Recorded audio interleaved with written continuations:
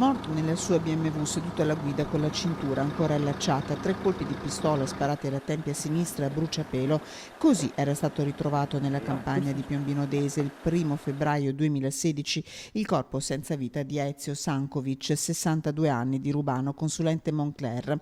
Per il brutale assassinio, ieri Domenico Gambardella, GUP del Tribunale di Padova, ha condannato a 30 anni Renato Rossi. L'uomo, 67 anni, originario di Ferrara ma residente a Martellago nel Veneziano, è stato riconosciuto colpevole di omicidio premeditato e dovrà risarcire complessivi 700.000 euro alla moglie e alle figlie del consulente Moncler.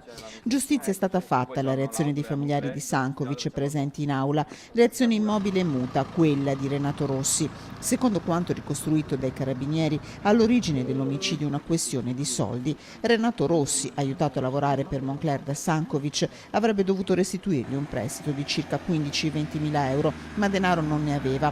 Per questo quella sera si sarebbe presentato all'appuntamento con Sankovic armato di una P38 e non avrebbe esitato a sparare a sangue freddo. Non l'unica ombra di delitto sul passato di Renato Rossi, sospettato di essere l'autore di un altro omicidio fotocopia, quello del commercialista ferrarese Luciano Forlani, ucciso in auto nel dicembre 1989.